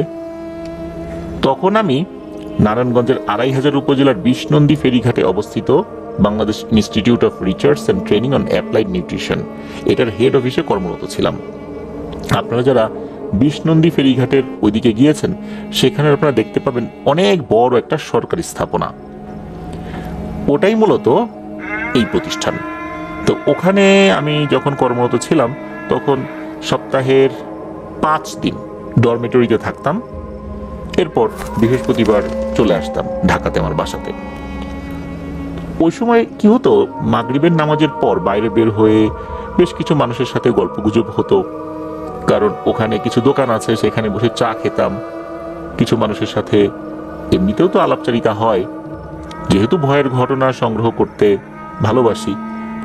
যখন আলাপচারিতা হচ্ছিল তখন এই বিষয়টা তুলে ধরলে একজন ব্যক্তি উনি এই বিষয়টা শেয়ার করেছিলেন। ওনার কাছ থেকে শুনে আসার পর আমি একটি ডায়েরিতে টুকে রাখি। তবে আমি যখন ওই চাকরিটা থেকে অন্য চাকরিতে জয়েন করি, ওটা ছেড়ে দেই, তখন অনেক মালামালের সাথে ওই ডায়েরিটা তো ছোট আকৃতির ছিল, ওটা আসলে খুঁজে পাচ্ছিলাম না। তো অনেকদিন পর সেটা খুঁজে পাই। এর মধ্যে ওই যে লেখাগুলো, কিছু কিছু তথ্য টুকে রেখেছিলাম, সেগুলো আমার মনে চলে আসে। এরপর মনে হলো ঘটনাটি আফনান স্পিতে আপনাদের সাথে শেয়ার করি। তো চলুন ঘটনায় চলে যাই। তো এই ঘটনাটি মূলত যার সাথে ঘটেছিল, আমাকে যিনি দিয়েছেন তিনি তার দাদা হন। তার দাদার নাম হচ্ছে মোহাম্মদ আব্দুল ওয়াহাব মিয়া। এই আব্দুল ওয়াহাব মিয়া বা ওয়াহাব দাদা বলে সম্বোধন করি। উনি খুব সহজ সরল একজন মানুষ ছিলেন।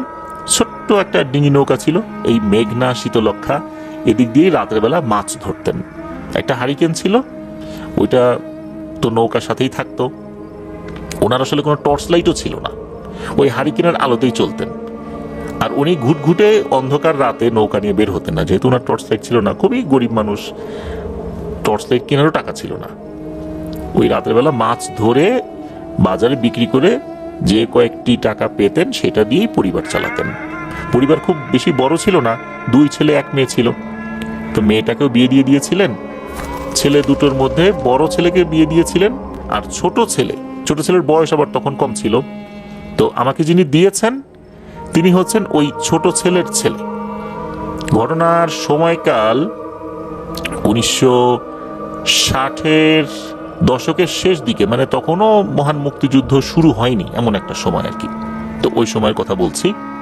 তো উনি তো এভাবে মাছ ধরতেন, টুকটাক মাছ পেতেন। ওনার বড় জালও ছিল না, নৌকাটাও ছোট, উনি একা একা মাছ ধরতেন, কতটুকুই বা আর মাছ পান। তবে ওই সময় মেঘনা শীতলক্ষাতে মোটামুটি মাছ পাওয়া যেত। এখন যেরকম মাছ খুবই কম পাওয়া যায়, তখন কিন্তু এরকমটা না, মাছ পাওয়া যেত আর কি।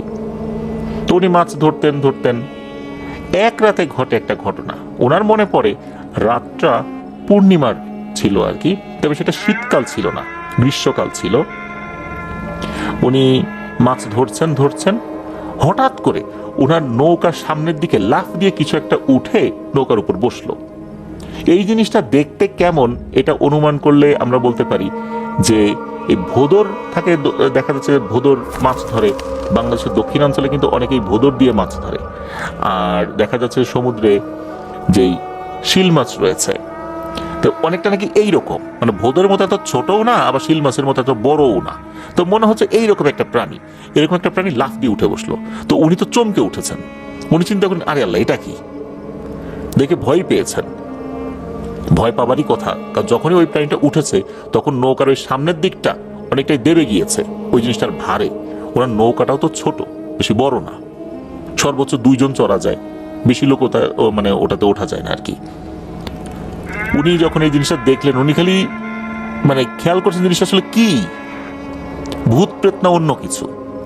তো উনি দেখতে পেলেন যে চাঁদের আলোতে ওই জিনিসটার শরীর বেশ চিকচিক চিকচিক করছে, মানে একদম কালো কুচকুচে চিকচিক করছে। তবে মানুষের মতো হাত পা আছে এটা বলে মনে হচ্ছে না, মনে হচ্ছে এটা কোনো ওই ভোদর জাতীয় প্রাণী হবে। উনি মনে করলেন হয়তোবা নদীতে এটা চলে এসেছে, মাঝ নদীতে কোথাও আশ্রয় পাচ্ছে না, এই জন্য লাফ দিয়ে উঠে বসেছে। তো এর পরপরই ঘটে আর একটা ভয়ঙ্কর ঘটনা। ওই জিনিসটা হাই তোলে, অনেক সময় আমরা দেখি বিভিন্ন প্রাণীও কিন্তু হাই তোলে, বাঘ, সিংহ, কুকুর, বিড়াল হাই তোলে, আর মানুষ তো তোলেই। যখন আমরা হাই তুলি তখন কিন্তু মুখমণ্ডলটা অনেক বড় করে ফেলি, ওই জিনিসটা হাই তোলে।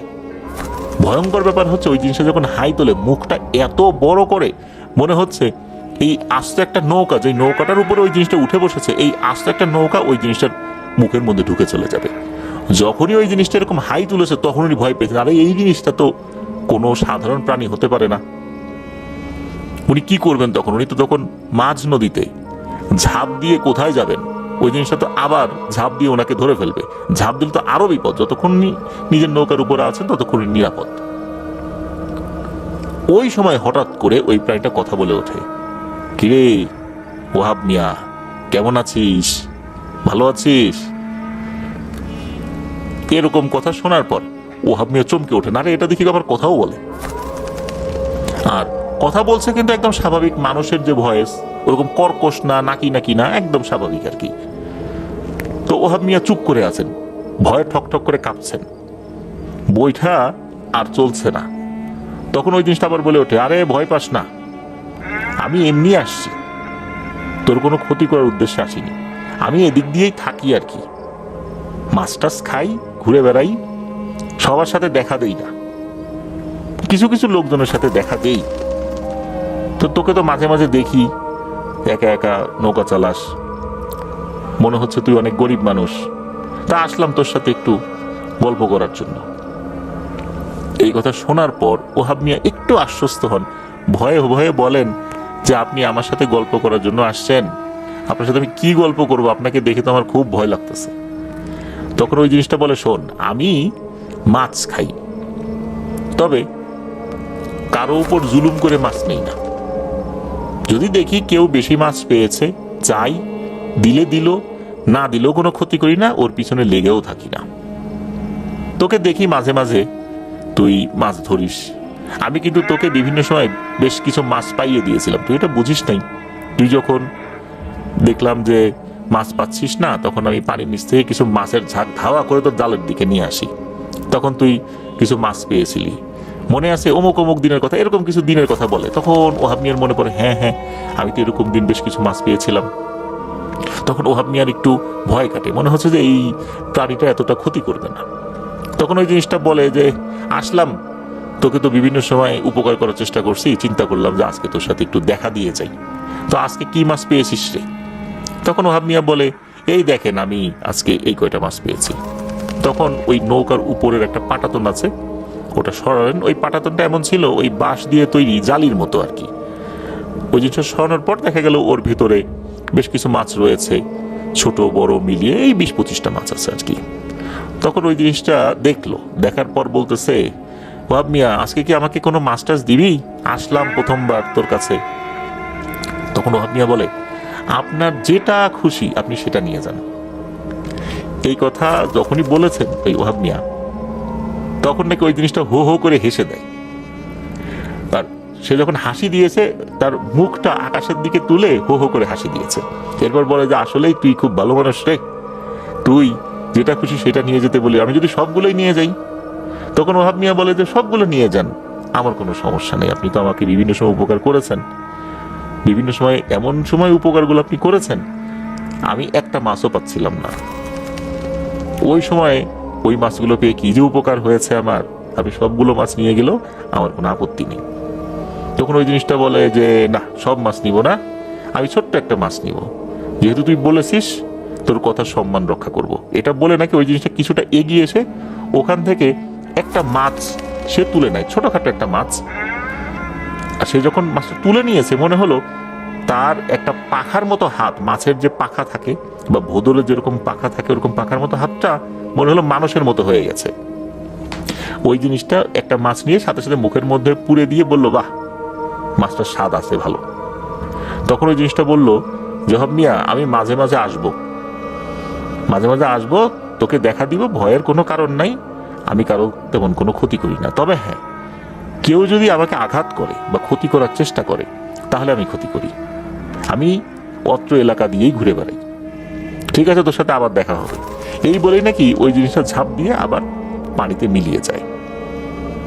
এই ঘটনা কিন্তু এই ওহাব দাদা উনি পরিবারের কারোর সাথে ওভাবে শেয়ার করেননি, কারণ ওই জিনিসটা বলেছিল যে আমি যা আসি এই জিনিসটা কারো কাছে বলিস না, তাহলে কি হবে, তোদের এলাকা অনেক দুষ্টু কবিরাজ আছে, এরা আবার জিনেদেরকে বন্দি করে তাদেরকে দিয়ে কাজ করায়, এরা আবার এই সুযোগ পেয়ে যাবে আমার কথা জানলে। এই কারণেই মূলত ওহাব দাদা কারোর সাথে এই বিষয়টা শেয়ার করেন নাই। তো হতো কি, মাঝে মাঝে ওই জিনিসটা এখনই দেখতেন, মানে সব সময় না, দেখা যেত যে 3-4 মাস পর পর একবার দেখেছেন। ওই জিনিসটা দূর থেকে বলতো, কি রে ওহাব মিয়া, মাছ কেমন পাইলি? তখন ওহাব দাদা যদি বলতেন যে হ্যাঁ পেয়েছি আলহামদুলিল্লাহ ভালোই, তখন ওই জিনিসটাকে আবার ডুব দিয়ে চলে যেত। আবার মাঝে মাঝে যখন আসতো তখন ওহাব মিয়া দেখতেন যে মাছ পান নাই তেমন, তখন বলতেন যে আমি তো মাছ আজকে তেমন কোনো পাই নাই। তখন ওই জিনিসটা বলতেন, তুই ওই দিকে নৌকা নিয়ে যা, আমি দেখতেছি, আর ওখানে গিয়ে জাল ফেল। তো ওহাব দাদা ওইদিকে নৌকা নিয়ে চলে যেতেন, ওখানে জাল ফেলতেন, তখন দেখা যেত মোটামুটি মাছ উনি পেয়েছেন, অনেক মাছ তা না, মানে চলার মতো মাছ উনি পেয়ে গেছেন, ওই রাত্রে আর মাছ না ধরলেও চলবে এমন অবস্থা আর কি। এরকম নাকি ওনার সাথে ওই জিনিসটার সম্পর্ক ছিল প্রায় 5-6 বছর। এই 5-6 বছর উনি কারোর সাথে শেয়ার করেন নাই। আর ওই জিনিসটা কিন্তু ওই যে 3-4 মাস পর বা কখনো কখনো দেখে 6 মাস পর হঠাৎ করে আসছে। আর ওইটা কখনো অমাবস্যার রাত্রে আসতো না, মানে ঘুটঘুটে অন্ধকার রাত্রে আসতো না। আর ওহাব দাদা তো আসলে ওই ঘুটঘুটে অন্ধকারে নৌকা চালাতেও আসতেন না, যেহেতু না টর্চ লাইট ছিল না। তো এভাবেই চলছিল 5-6 বছর। ওই জিনিসটার সাথে ওনার দেখা হয়েছে বিভিন্ন সময়, ওই জিনিসটাও তাকে মাছ ওভাবে ধরে দিয়েছে। আবার কখনো কখনো কি কাছে এসে বলতো, ওহাব মিয়া মাছ তো পেলি, দে আমাকে একটা দেরে। তখন ওহাব মিয়া বলতেন যে আপনি যেটা পছন্দ করেন ওইটা নিয়েছেন। তখন ওই জিনিসটা নাকি হেসে দিত, ওইভাবেই মাথাটা আকাশের দিকে তাকিয়ে হো হো করে হেসে দিত। এরপর সে একটা মাছ নিয়ে আবার চলে যেত। তো এভাবে অনেক দিন চলেছে, বলতে এই যে 5-6 বছর বা তারও কিছুটা বেশি সময় হয়ে গেছে আর কি। তো একবার এক পূর্ণিমার রাতে ওই জিনিসটা আসে ওহাব দাদার কাছে, ওই নৌকার উপর লাফ দিয়ে ওঠে। তো এবার মনে হচ্ছিল যে ওই জিনিসটার মন টন খুব খারাপ, কোনো কথা বলছে না, চুপচাপ বসে আছে, অনেকক্ষণ বসে আছে। ওহাব দাদা নৌকা চালাচ্ছেন, উনিও বলার সাহস পাচ্ছেন না কথাবার্তা, কারণ ওই জিনিসটা তো কথা বলছে না। পরে একবারে কথা বলতে গেলে বিপদ টিপদ হয় কিনা, একটা পর্যায়ে উনি বলেন যে তাকে আবার একটা সময় দাদা মশাই বলতেন যে দাদা মশাই, আপনার মন টন খারাপ, আজকে তো মাছ টাছ তেমন পাইনি, তারপর যা আছে আপনি কি খেতে চান এখান থেকে? তখন ওই জিনিসটা নাকি বলে, ওহাব মিয়া রে, মন আসলে খারাপ না, আমাকে চলে যেতে হবে, এই এলাকা ছেড়ে আমাকে চলে যেতে হবে। আমার একটা খবর আসছে, আমার বোন অসুস্থ, সেখানে আমি চলে যাব, বোনের বাচ্চা কাচ্চা আছে, ওইখানে বেশ কিছু কাজ আছে, আমার হয়তো বা এই এলাকায় আর কখনোই আসা হবে না, খুব তাড়াতাড়ি চলে যাব, তোর সাথে মনে হয় আর কখনোই আমার দেখা হবে না। যদি কোনো ভুলভ্রান্তি করে থাকি, আমার যদি কোনো অপরাধ থাকে, ভুল থাকে, আমার কোনো কথাবার্তা যদি মনে কষ্ট পাস, আমাকে ক্ষমা করে দিস। এই কথা শোনার পর ওহাব দাদার মন টন খুব খারাপ হয়ে যায়। খারাপ হওয়াটাই স্বাভাবিক, জিনিসটার সাথে আসলে ওনার ভালো একটা আন্তরিকতা তৈরি হয়ে গিয়েছিল। এরপর ওহাব দাদাও বলেন যে আপনি চলে যাবেন, এটা শুনে আমার খুব খারাপ লাগছে, আমার আচার আচরণও যদি আপনি কষ্ট পেয়ে থাকেন তাহলে আমাকে ক্ষমা করে দেবেন। তখন ওই জিনিসটা বলেছিল যে আমি তো আসলে কাউকে কিছু দিতে পারি না ওভাবে, আমার যতটুকু সামর্থ্য আছে ওর মধ্যে যতটুকু করা যায় মানুষের জন্য। তোর মতো আরো বেশ কয়েকজনের সাথে আমার পরিচয় আছে, তাদের সাথেও একই রকম ভাবে আমি বিদায় নিয়েছি। তোর সাথেই আমার শেষ দেখা হলো, এরপরে আমি চলে যাব। আমি তোকে তেমন কোনো সম্পদ দিয়ে যেতে পারলাম না, এই জন্য আমাকে ক্ষমা করে দিস। ওহাব দাদা বলেন, আমার কোনো সম্পত্তি লাগবে না, আপনি আমার সাথে ভালো করে ব্যবহার করেছেন, কথা বলেছেন, বিভিন্ন সময় মাছ ধরতে সহযোগিতা করেছেন, এটাই আমার জন্য বড় পাওয়া। এরপর নাকি ওই জিনিসটা ওহাব দাদার কাছ থেকে বিদায় নিয়ে আবার পানিতে ঝাঁপ দেয়। এরপরে ওহাব দাদা বহু বছর ওই একই জায়গা দিয়ে মাছ ধরেছেন, ওই জিনিসটাকে আর কখনোই উনি দেখেননি। তবে অদ্ভুত ব্যাপার হচ্ছে যে বিভিন্ন সময় অনেকে অনেক ভয়ঙ্কর জিনিস দেখে ভয় পেয়ে যেত। নদীতে মাছ ধরতে গেলে তো বিভিন্ন ধরনের ঘটনা ঘটেই, কিন্তু ওহাব দাদার সাথে তেমন কোনো ঘটনা ঘটতো না। তো উনি চিন্তা করতেন যে হয়তোবা ওই জিনিসটা আমাকে কিছু না দিয়ে গেলেও এমন কিছু করে গেছে যার কারণে আমার সাথে কোনো ভয়ের ঘটনা ঘটে না। তো এই জিনিসটা যখন চলে যায়, ফাইনালি চলে যায়, যখন উনি চিন্তা করে চলে গেছে, এখন তো আর তাকে কোনো কবিরাজ তান্ত্রিক ধরার জন্য আসতে পারবে না। এরপরে এই বিষয়টা উনি শেয়ার করেছিলেন। যখন উনি শেয়ার করেন তখন এই জিনিসটা আরো লোকজন যখন জানে, তখন দেখা গেল ওখানে মাছ ধরে এরকম আরো দুই একজন সেম কথা বলে যে হ্যাঁ এই জিনিসটা ছিল, আমাদের সাথেও দেখা দিয়েছে। তবে যেই লোকদের সাথে দেখা দিয়েছে এরা সবাই অত্যন্ত ভালো মনের মানুষ ছিলেন, দুষ্টু প্রকৃতির লোক ছিলেন না। এর মধ্যে ওহাব দাদা একজন। তো ওহাব দাদা কিন্তু আরো অনেকদিন আগেই মারা গেছেন। ওহাব দাদা মারা গেছেন 2001 বা 2 সালের দিকে। তো উনি তো ওনার সন্তানদেরকে বলেছেন, এরপর তো ওনার নাতি নাতনিরাও শুনেছেন। প্রিয় লিসেনার্স, আর এই ঘটনাটি আমি যার কাছ থেকে পেয়েছি সে আমার স্টুডেন্ট তাহিয়ান আল আশফানুর রহমান। তাহিয়ানের বেশ কিছু ঘটনা ইতিমধ্যেই আমরা আফনান দ্য হরর ওয়ার্ল্ডেও প্রচার করেছি, আর ফিয়ার উইথ পিএইচডি শিরোনামে যেই এপিসোডটা আমরা প্রতি মঙ্গলবার রাত 10:59 প্রচার করছি সেখানেও প্রচার করেছি। তো তাহিয়ানের বাড়ি কিন্তু, অর্থাৎ দেশের বাড়ি নাটোর জেলার গুরুদাসপুর উপজেলায়, আর ঢাকার ধানমন্ডির শিকদার মেডিকেল অ্যাপার্টমেন্টে তার বাসা। লেখাপড়া করছে গভর্নমেন্ট ল্যাবরেটরি হাই স্কুলের 10ম শ্রেণীর বিজ্ঞান বিভাগে। তাহিয়ান এই ঘটনাটি যার কাছ থেকে সংগ্রহ করেছে সে তাহিয়ানের ক্লাসমেট, তার নাম হচ্ছে রাশেদ খান সিয়াম। মূলত ঘটনাটি যেখানে ঘটেছে জায়গাটা হচ্ছে গোপালগঞ্জ জেলার সদর উপজেলার গোপীনাথপুর ইউনিয়নের উত্তরপাড়া গ্রামের সামনে দিয়ে চলে যাওয়া একটি রাস্তাকে কেন্দ্র করে। এই রাস্তাটা সরাসরি খুলনায় চলে গেছে। এই রাস্তাতে অনেক ভয়ের ঘটনা ঘটেছে, এখনো ঘটছে। মূলত এই ঘটনাগুলোই আপনাদের সাথে এখন শেয়ার করব। কয়েকটি ঘটনা নিয়ে মূলত আজকের এই একটা ঘটনা আকারে আপনাদের সাথে ঘটনা শেয়ার করতে এসেছি। তো প্রিয় লিসেনার্স, আপনাদের জানা বা আপনাদের সাথে ঘটে যাওয়া সত্য ভয়ের ঘটনাগুলো আমাদেরকে লিখে বা রেকর্ড করে afnanthehourworldbd@gmail.com এই ইমেল অ্যাড্রেসে ইমেল করতে পারেন।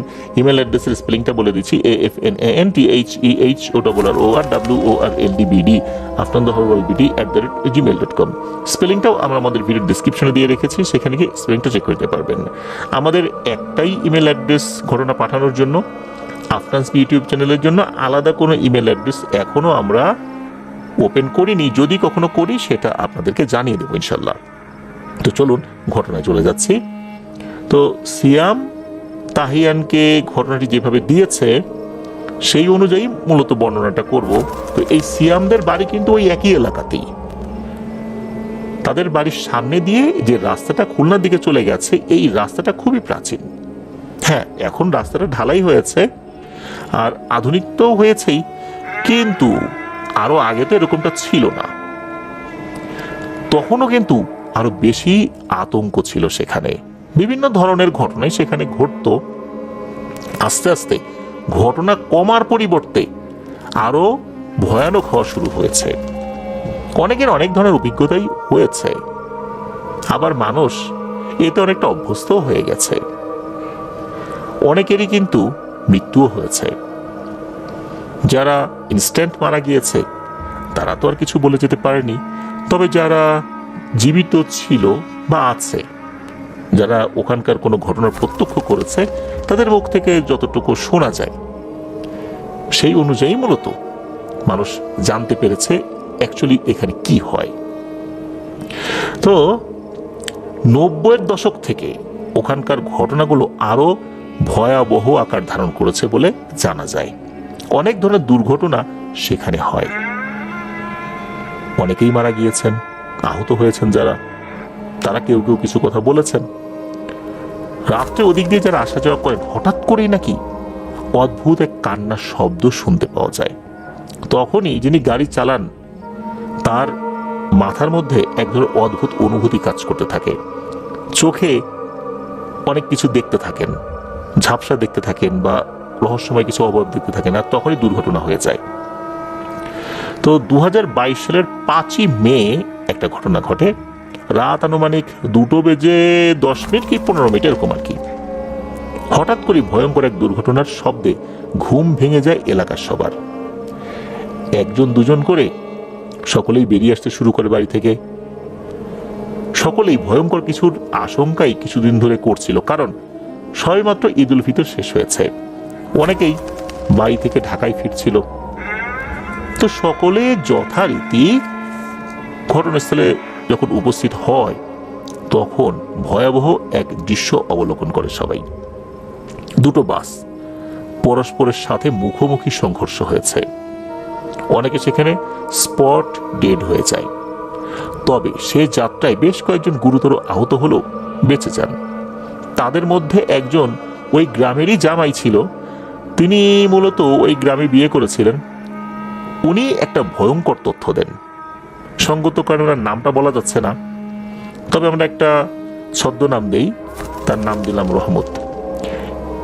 এই রহমত বলেন যে ওই রাত্রে উনি তো বাড়ি ফিরছিলেন, ঢাকার একটি নামকরা রেস্টুরেন্টের ম্যানেজার হিসাবে উনি দায়িত্ব পালন করছেন, এখনো সেখানে ওই দায়িত্বেই আছেন। ঈদ উপলক্ষে ওনাদের রেস্টুরেন্টটা কিন্তু বন্ধ হয়নি, কারণ অন্য রেস্টুরেন্টগুলো বন্ধ থাকলেও তাদের রেস্টুরেন্টটা কিন্তু সবসময় খোলা রাখতে হয়, যে কোনো অকেশনেই খোলা রাখতে হয়, অকেশনেই বেশি বেচা কেনা হয় আর কি, সেখানে বেশি কাস্টমার আসে। তো উনি মূলত যেই সময়টাতে ছুটি পেয়েছেন ওই রাতেই উনি খুলনার দিকে যাচ্ছিলেন। শুরু থেকেই কিছু সমস্যা হচ্ছিল গাড়ির মধ্যে। তো ওনারা যখন এই রাস্তাটার কাছের অন্য একটা রাস্তায় আছেন তখন থেকে কিছু অদ্ভুত ঘটনা ঘটতে শুরু করেছে আর কি। ওনাদের বাসের সাথে মূলত ঘটনা ঘটতে শুরু করেছে। বেশ গরম হাওয়ায় ড্রাইভারের পাশের বসার যে জায়গাটা, এটা তো কিন্তু বেশ গরম হয়, কিন্তু ওই অংশটুকু ইঞ্জিন থাকে, ওখান থেকে বেশ গরম একটা তাপও কিন্তু বের হয়। উনি কিন্তু ওই জায়গাতেই বসেছিলেন, কারণ ঈদের সময় তো সিট পান নাই। উনি ওইখানে বসে আছেন, বাস ড্রাইভার তো তার ড্রাইভিং সিটে বসে আছেন, আর হেল্পারও সাইডে বসে আছেন। হেল্পার, তারপরে উনি আর যিনি ড্রাইভার, তিনজনই লক্ষ্য করছিলেন একজন বৃদ্ধা মহিলা শূন্যে ভেসে ভেসে রাস্তার এপাশ থেকে ওপাশ চলে যাচ্ছে। তো এই যে যাচ্ছে এটা কিন্তু ওনারা তিনজনই দেখেছেন, এমনটা না যে হঠাৎ করে দেখেছেন, হঠাৎ করে চোখের সামনে মিলিয়ে গেছে, তা কিন্তু না। রাস্তার এপাশ থেকে ও পাশে বেশ ধীরে ধীরে চলে গিয়েছেন। রাস্তাটা এমন ছিল যে বেশ সোজা ছিল ওই জায়গাটাতে, মানে আঁকা বাঁকা ছিল না। বাসের সামনে যে হেডলাইট থাকে, হেডলাইটের আলোতে অনেক দূরের অংশ তো দেখা যাচ্ছিল। ওই সময় যারা সামনের দিকে ছিলেন তখন তো তারা দেখেছেন, আর যেহেতু মানে তখন তো অনেক রাত হয়ে গিয়েছিল, অনেক সময় দেখা যায় এত রাত্রে কিন্তু বাসের যাত্রীরা ঘুমিয়ে পড়েন। একদম সামনের দিকে যারা থাকেন তারাও একটু চোখ বন্ধ করে ঘুমানোর চেষ্টা করেন, কিন্তু যিনি ড্রাইভার হেল্পার তাদের তো আসলে ঘুম আসে না। আর যেহেতু ওই ভদ্রলোকও একদম সামনের দিকে বসা ছিলেন ইঞ্জিন কভারে আর কি, তো উনিও ঘুমাচ্ছিলেন না, সামনেই তাকিয়েছিলেন। এই তিনজন এটা দেখেছিলেন। তো একবার যে হয়েছে তা কিন্তু না, একবার হবার পর আবার হয়েছে। তো ওনারা বলছেন কি ব্যাপার, এই রাস্তায় আবারও ভূত প্রেতের আনাগোনা বেড়ে গেছে, এটা তো মানুষ না। তো উনি কিন্তু গাড়ি চালিয়ে যাচ্ছেন। এরকম দুইবার হলো ওই বৃদ্ধা মহিলা একবার এপাশ থেকে ওপাশ হয়েছেন, আরো খানিকটা পথ যাবার পর আবার এপাশ থেকে ওপাশে আসছে। এরপর এই তিনজনই লক্ষ্য করলেন যে হঠাৎ করে লাল টকটকে চোখওয়ালা কয়েকটা বিড়ালের মতো, কিন্তু আকার অনেকটা বড়, এগুলো বিড়ালও বলা যাবে না, বাসের সমান গতির সাথে গতি মিলিয়ে অর্থাৎ তাল মিলিয়ে দৌড়াচ্ছে। তখন কিন্তু ওনারা ভয় পেয়ে গেছেন ড্রাইভার সাহেব বললেন যে রাতে চলাচলের সময় এরকম কিছু ঘটনা ঘটেই, এদিকে নজর দেওয়া যাবে না, গাড়ি চালাতে থাকতে হবে আর কি।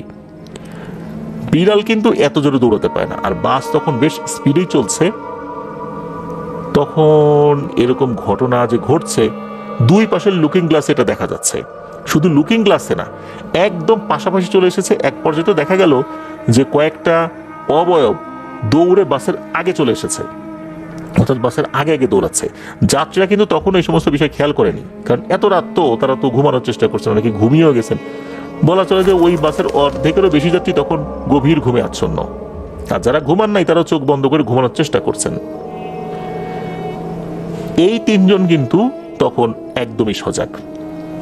যখন এরকম ঘটছে তখন তো এই যে রহমত সাহেব, উনি তো দোয়া কালাম পড়তে থাকেন, হেল্পারও দোয়া কালাম পড়ছেন। এরপর যখন আসল রাস্তাটাতে ওনারা উঠেছেন, তখন চারপাশটা অস্বাভাবিক রকমের নিস্তব্ধ হয়ে পড়ে। এই রহমত সাহেব বেশ হতভম্বই হয়ে যান, হঠাৎ করে কি হলো, আবার এখন একদম নির্জন হয়ে গেছে। এই রাস্তাটা সাধারণত কখনোই এতটা নির্জন থাকে না। ওরা বেশ কিছু দূর যাবার পর হঠাৎ করে কোথা থেকে একটা বাস চলে আসে। তো ওনার স্পষ্ট মনে আছে ওনাদের সামনে কোনো বাস ছিল না, রাস্তাটা কিন্তু ওখানেও সোজা ছিল, একদম সোজা ছিল। সামনে বাস থাকলে তো দূর থেকে বাসের হেডলাইট তো দেখা যাবে, কিন্তু হঠাৎ করে কোত্থেকে যেন একটা বাস চলে আসে। এরপরেই ঘটে এই ঘটনা। ড্রাইভার সাহেব কিন্তু জায়গায় মারা গিয়েছেন, অর্থাৎ স্পট ডেড হয়ে যান। হেল্পার এবং উনি গুরুতর আহত হলেও আল্লাহর রহমতে বেঁচে গিয়েছিলেন। আর পরবর্তীতে হেল্পারও কিন্তু বলেছিলেন যে তার দৃষ্টি সীমানার মধ্যেও কিন্তু কোনো বাস দেখতে পাইনি, হঠাৎ করে এই বাসটা কোত্থেকে এলো। হতে পারে বাসটা ঠিকই আসছিল, এমন একটা দৃষ্টি ভ্রম তৈরি হয়েছিল যার কারণে ওই বাসটাকে ড্রাইভার সাহেব দেখতে পাচ্ছিলেন না, এমনকি সামনে বসায় তিনজনের কেউই দেখতে পাচ্ছিলেন না।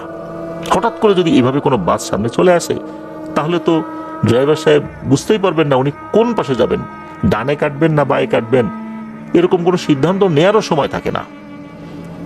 আর এমনও হতে পারে উল্টা পাশ থেকে যে বাসটা আসছিল সেই বাসের ড্রাইভারও কিন্তু একই জিনিস দেখেছেন, তা হচ্ছে সামনে থেকে যে কোনো একটা বাস আসছে এটা উনিও দেখতে পান নাই। তো এরকম একটা ঘটনা ঘটে যায়। এবার আসি আর একটা ঘটনায়। এই ঘটনাটি ঘটেছিল 2001 থেকে 2003 সালের মাঝামাঝি কোন একটা সময়। তখনও এই রাস্তাটার চারপাশের ঝোপ জঙ্গল যেগুলো ছিল পুরোপুরি কাটা হয়নি। এখন তো অনেকটাই পরিষ্কার, কিন্তু তখনও কিন্তু, অর্থাৎ এখন থেকে আরো যদি আমরা 22-23 বছর আগের কথা চিন্তা করি বা আরেকটু আগের কথা চিন্তা করি, তখন তো আশেপাশে অনেক ঝোপ জঙ্গল ছিল। তো 90-এর দশকের তুলনায় আবার তখন একটু কম ছিল, এখন তো অনেক কম। তো ওই জায়গারই কোনো একটা জায়গায় একদল শ্রমিক ধান মাড়াইয়ের কাজ করছিলেন। সেখানে আনুমানিক 8 থেকে 9 জন ছিলেন। তো তারা পালা করে ধান মাড়াই করছিলেন। তারা কাজ শুরু করেছেন সন্ধ্যার পর, কাজ করতে করতে রাত আনুমানিক 10টা থেকে 11টা বেজে গিয়েছে, বা এরকম মধ্যবর্তী কোনো একটা সময় হয়েছে আর কি। তারা ওখানে কাজ করছিলেন। তাদের প্রত্যেকেরই কিন্তু বাড়ি কাছেই ছিল। কাজ করার এক পর্যায়ে সেখানকার সকলে শুনতে পায় ভয়ঙ্কর একটা শব্দ। কে যেন এককভাবে, মানে অন্য কেউ না, একজনই অনবরত কন্টিনিউ কেঁদেই চলেছে, সমান তালে কেঁদে চলেছে। মাঝখানে কোনো নিঃশ্বাসও মনে হচ্ছে নিচ্ছে না, একটানা কাঁদছে। কখনো কখনো নাকি মনে হচ্ছিল এই কান্নাটা কোনো একটা মেয়ের, আবার কখনো কখনো মনে হচ্ছিল না এটা মনে হচ্ছে কোনো একটা বাচ্চার কান্না, আবার মনে হচ্ছিল না কোনো একটা বৃদ্ধা মহিলার কান্না। সকলেই কিন্তু তখন বেশ ভয় পেয়ে যায়। তবে সবাই তো একসাথে ছিল, এজন্য ভয়টা খুব বেশি একটা জেঁকে ধরেনি তাদেরকে। তারা সবাই মিলে শব্দটার উৎস খুঁজতে খুঁজতে লক্ষ্য করে শব্দটা আসছে ঝোপঝাড়ের পেছন থেকে। ওনারা প্রথমে কে কে বলে হাক ডাক দিতে থাকেন, কিন্তু শব্দটা কমলো না। ওনারা আশা করেছিলেন যে এরকম ডাকাডাকি করলে হয়তো বা শব্দটা থেমে যাবে বা শব্দটা কমে যাবে, কিন্তু না, সমান তালে কিন্তু শব্দ হচ্ছে তো হচ্ছেই, মনে হচ্ছে কোনো একটা রেকর্ড বাজানো হচ্ছে। মানুষ কান্নাকাটি করলেও মাঝখানে একটু থেমে যায়, নিঃশ্বাস নেয়, দম নেয়, কিন্তু এরকমটা কিন্তু হচ্ছে না। খুব তীক্ষ্ণভাবে এই কান্নার আওয়াজ চলতেই থাকছে। এরপর উপস্থিত কয়েকজন মিলে টর্চ লাইট ধরেছেন যে ঠিক কোন জায়গা থেকে কান্নাটা আসছে। ঝোপঝাড়ের ওখানে তো উনি গিয়েছেন, অর্থাৎ ওনারা গিয়েছেন, কথা টথা বলেছেন, কে কে বলেছেন, কিন্তু লাভ তো হয়নি। যখন টর্চ লাইট ফেলেছেন, টর্চের আলোটা খুব বেশি ছিল না, খুব মৃদু ছিল আর কি। তো তারা যখন আলোটা ফেলেছেন, ওই মৃদু আলোতেই ওনারা দেখেন কালো কুচকুচে লোমশ একটা অবয়ব কুই কুই শব্দ করতে করতে সেখান থেকে দৌড়ে পালাতে শুরু করলো। অনেক সময় দেখা যায় যে কুকুরকে যদি আঘাত করা হয়, ওরা এক ধরনের কুই কুই শব্দ করতে করতে দৌড়ে চলে যায়, ঠিক ওই রকম শব্দ করতে করতে চলে গেল। তারা আরো একটা ভয়ঙ্কর জিনিস দেখতে পেলেন, তা হচ্ছে ওই অবয়বটার কোনো মাথা ছিল না, আর গলা যেখানে থাকার কথা ওই গলার স্থান থেকে মনে হচ্ছে 4-5 ইঞ্চি নিচের দিকে দুটো বড় বড় চোখ ছিল। তবে চোখ থাকলেও তাদের সাথে যে চোখাচোখি হয়েছে বিষয়টা এরকম না, যখন দৌড়ে চলে যাচ্ছিল তখন তারা বুঝতে পেরেছেন এরকমটা। আর এই অবয়বটা যখন চলে যাচ্ছিল মানুষের মতো একদম 2 পায়ে স্বাভাবিকভাবে হেঁটে যাচ্ছিল, বিষয়টা এরকম না, মনে হচ্ছিল অনেকটাই 4 হাত পায়ে হেঁটে চলে যাচ্ছে, এরকম মনে হয়েছিল আর কি। এই দৃশ্য দেখে কয়েকজন তো ওখানে জ্ঞান হারিয়ে ফেলেন। ওই রাতে যারা ওই অবয়বটাকে দেখেছিলেন তারা প্রত্যেকেই কিন্তু পরবর্তীতে গুরুতর অসুস্থ হয়ে পড়ে। কয়েকজন মারাও গিয়েছিল ওই অসুস্থতার কারণেই। মৃত্যুর পূর্বে তারা চিৎকার করে বলতো, ও এসেছে, আমাকে নিয়ে যাবে।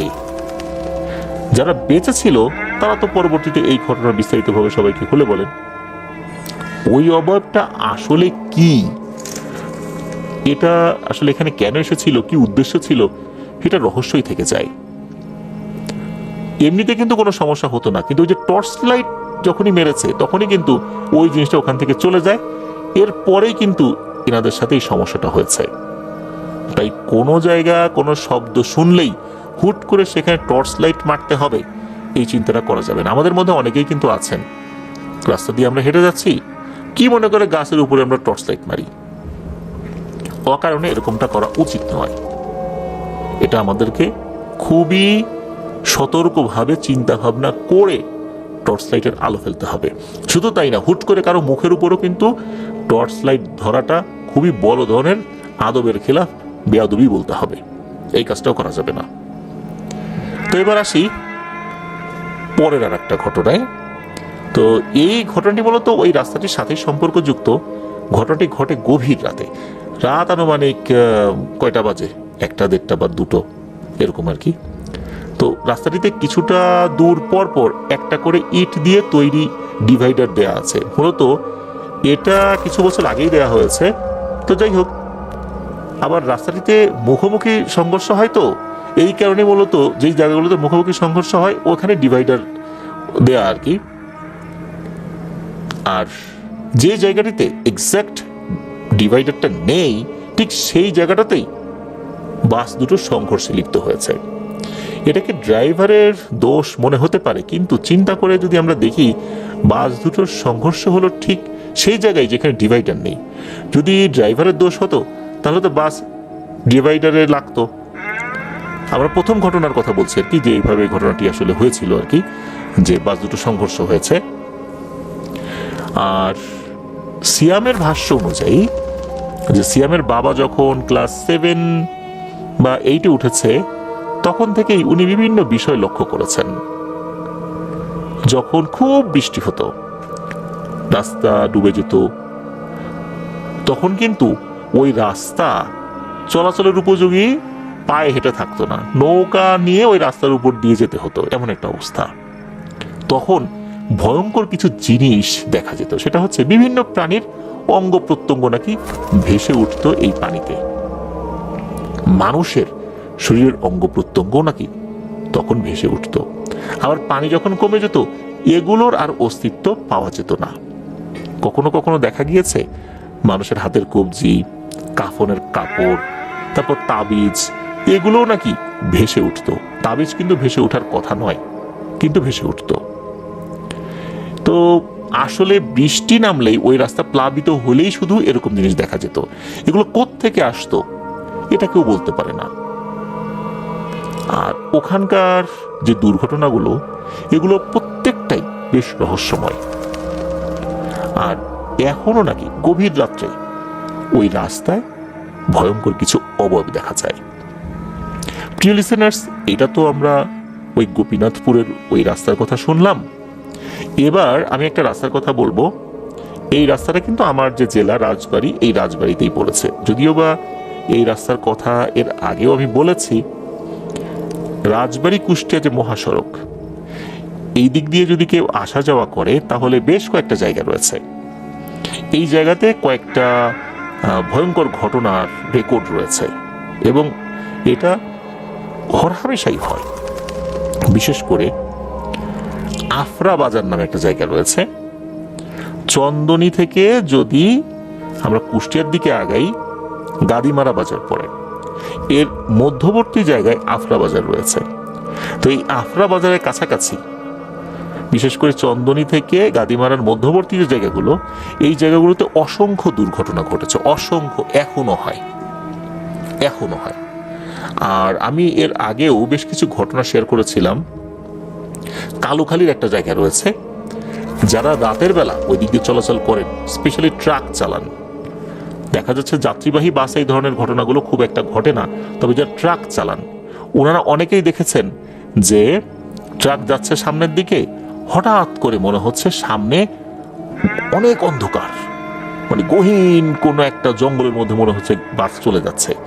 ভালো করে খেয়াল করলে দেখা যেত বিশাল বড় একটা মাথা হা করে আছে ওই রাস্তার উপরে। ট্রাক যদি চলে তাহলে একদমই মুখের মধ্যে ট্রাক ঢুকে পড়বে, এমন একটা অবস্থা।